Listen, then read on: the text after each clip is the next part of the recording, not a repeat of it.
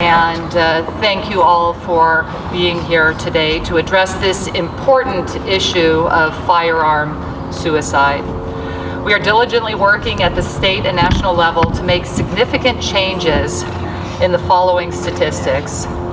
Firearm suicide is a significant public health crisis in the U.S., claiming the lives of more than 22,000 Americans every year, including 1,000 children and teens. According to the Center for Disease Control, the state of California is experiencing a 14.8% increase in suicide rates. This troubling news is compounded by the fact that in 2015, half of all gun-related deaths in California were a direct result of suicide, and 37% of suicides were gun-related. Though there's a strong connection between firearms and suicide, there is currently no mandated information on suicide prevention resources at any point during the process of obtaining a firearm. James Espinoza, who is here today, will speak in a few minutes, made me aware of that fact last year.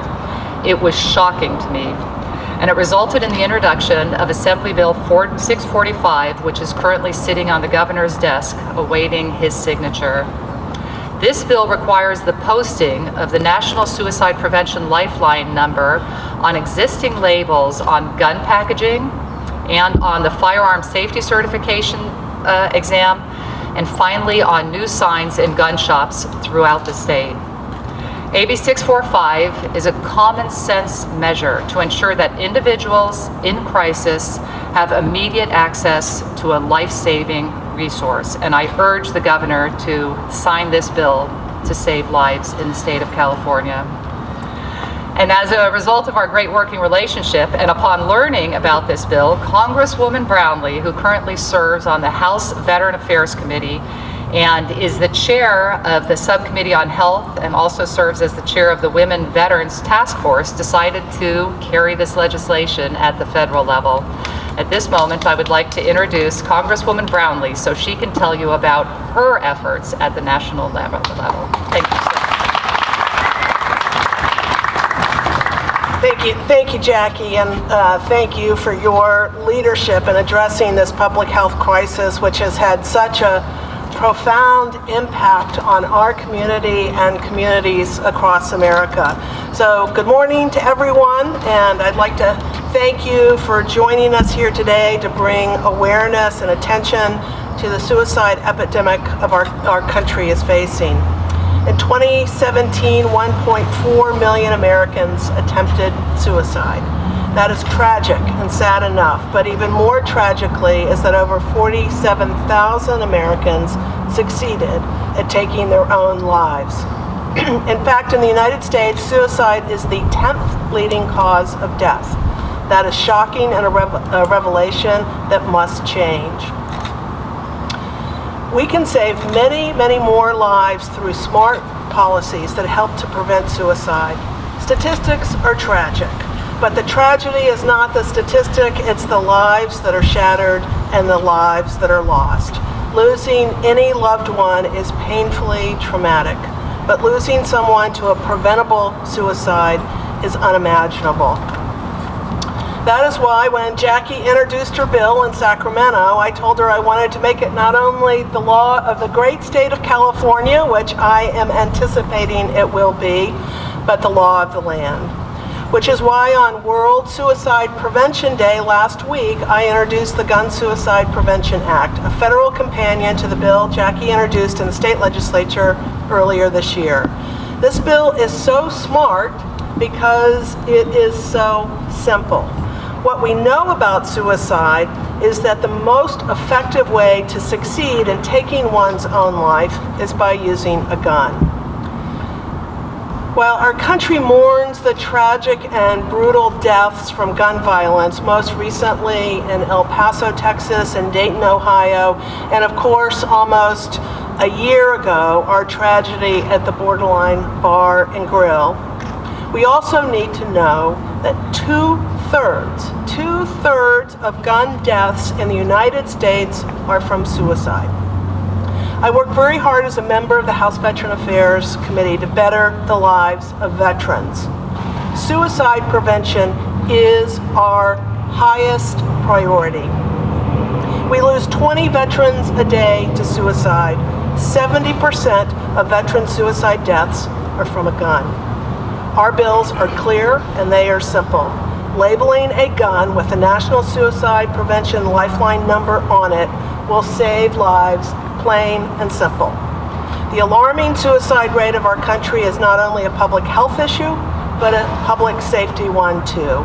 That's why I also want to thank Rigoberto Vargas, our County Public Health Director, and Sheriff Ayub for being here today.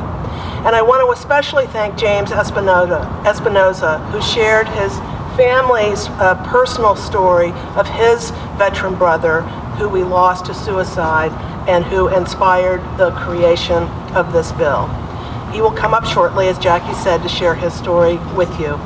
The suicide crisis in America is one that we cannot tackle alone, and I'm pleased to be working with stakeholders at the federal, state, and local level to take action to curb the prevalence of suicide in our society, and we need to act now. So I will just close my remarks by saying this. I want to remind everyone that if they or anyone they know is contemplating suicide, the National Suicide Prevention Lifeline is always open, 24 hours, 7 days a week. The number is 1-800-273-8255. Again, 1-800-273-8255. So with that, I would like to introduce Ventura County's Public Health Director, Rigoberto Vargas.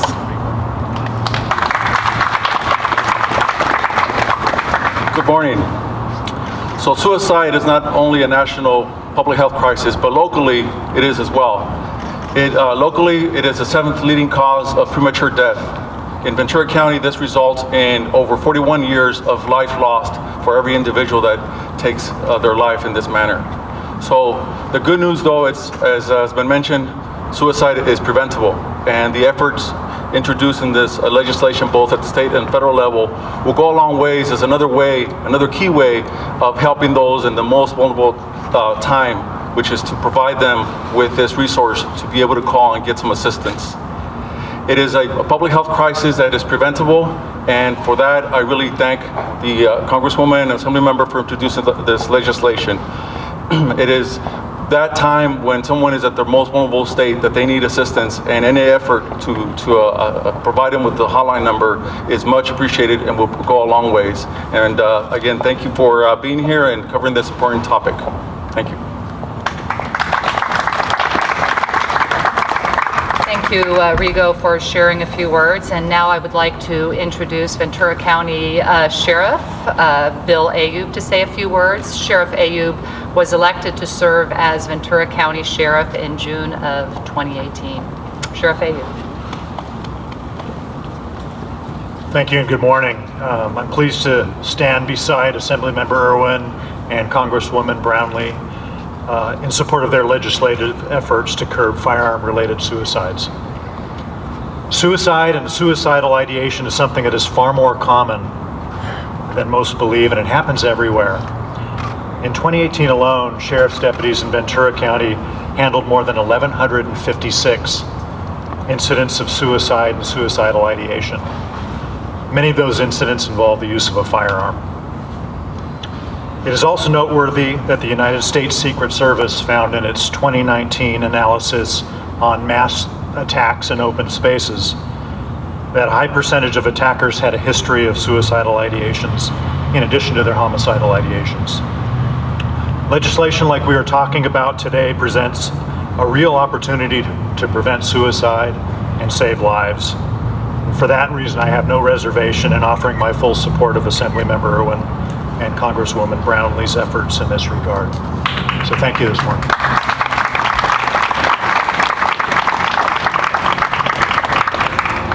Thank you, Sheriff Ayub. And our next speaker is truly the reason that we are all here today. None of this would have been possible without the incredible advocacy of James Espinoza. I met James last year and quickly learned about his track record of service, both to his country, now a veteran, and to his community. I also learned about his commitment to suicide prevention advocacy. Having lost his brother to a firearm suicide, James told me he wished there was greater access to suicide prevention information for individuals with firearms. James, can you please come up and say a few words? Thank you. Well, I learned something new today. Jackie has a nice 8.5 by 11 with about a 16-point font. I should have done that too. The other good news is the Rams won yesterday, so it made me happy. So too many of our veterans and first responders and family members are taking their own lives on a daily basis. Many of them, as you heard, are doing it with a firearm. My name is James Espinoza. There we go. And I'm a veteran of the U.S. Army. And I've worked in law enforcement for 15 years.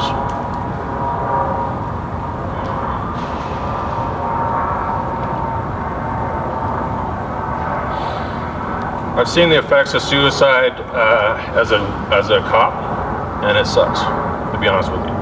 I've had to do death notifications. I've seen the aftermath. I've seen the families in despair.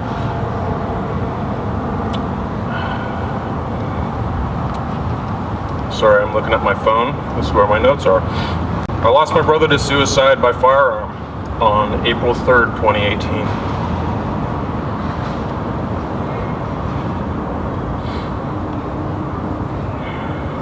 He was also a veteran of the U.S. Army.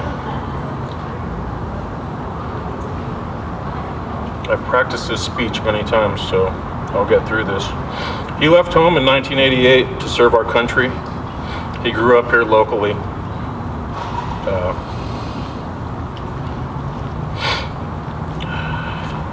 He graduated from West Point back in 1993. He tried to enjoy 5 years of military retirement, but that came with challenges of its own. And that's something that we need to work on, helping our veterans when they transition. Something I'm working on with friends and family.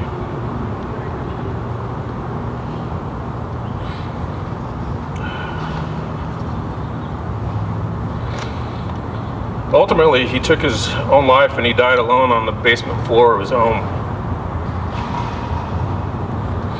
from a self-inflicted gunshot wound. This should have never happened, but it did.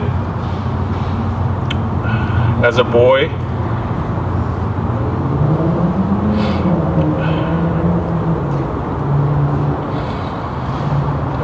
he surfed these waters out here in our county. He played sports in our county.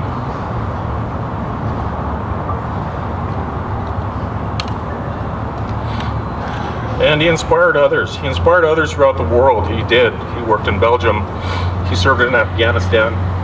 He worked in Hawaii and Germany, lots of places. And he was a real person. He was a real guy. He was a guy that I loved.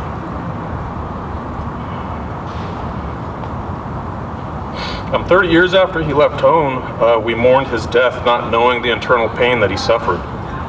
And because of this horrific tragedy of his death, and the death of many others like him, I'm hopeful that this common sense legislation that requires gun shops to provide information on how to contact the National Suicide Prevention Lifeline will save other families from having to suffer through the horrific loss of their loved one from death by suicide. This is not a partisan issue, it is a human issue. I'm humbled by the outpouring of support. Try that again. I'm humbled by the outpouring of support and hopefully the passage of AB 645 into law. I hope for support from the United States Congress and Senate across the board to help save our family members and friends from an untimely death, as spoken up here by their own hand. Although it's too late to save my brother and save my mother, his wife, his children,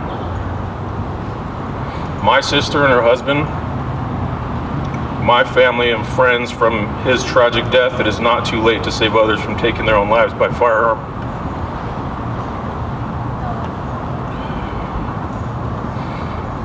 I truly hope that AB 645 will save lives.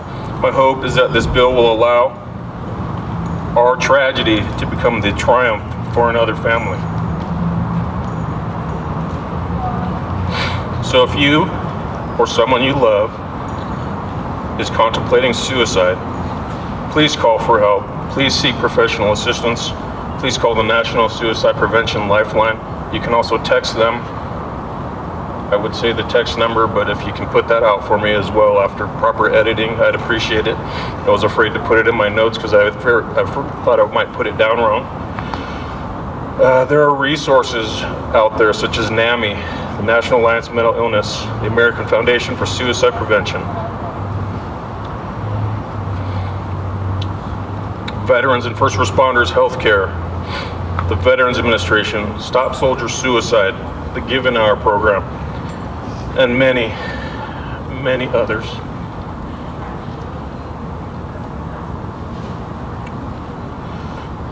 So if you're thinking about ending your life, please don't do it. Don't end your life.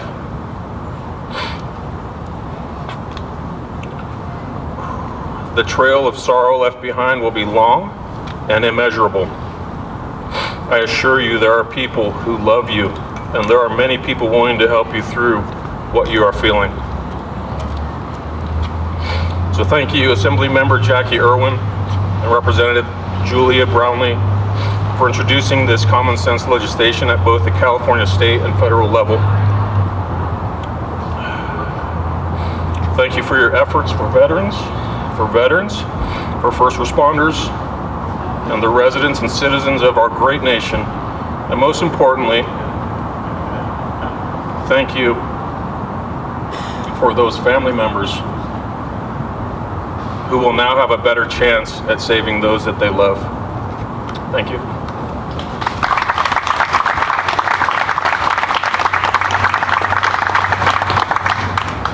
So we have a number of other groups that are here that are out to support James in this legislation. Obviously, the solution to this crisis we're facing is highly complicated, but we think this will be a giant step forward. And I really want to thank James. His brother died just a little bit over a year ago, and he contacted me very recently after that happened.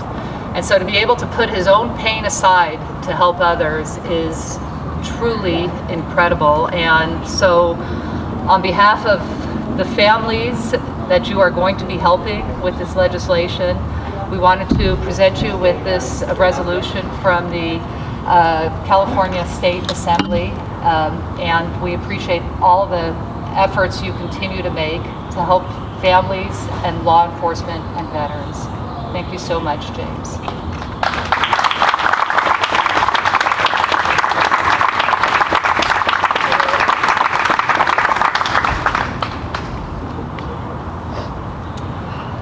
So we do have time for a few questions if anybody has questions for any of us. All right, well, in that case, I want to thank everybody again for joining us here today to discuss this very important issue. And one of the reasons that we thought it was so important to have a press conference is really to advertise this bill and to let people know that right at that moment of crisis, that there is a resource that can help you get through it. So thank you again, and thank you to James. Yes. Oh, and that's, as Congresswoman Brownlee says, we would certainly appreciate calls to the governor's office to make sure he signs that legislation. Thank you. And once more, 800-273-8255. Thank you.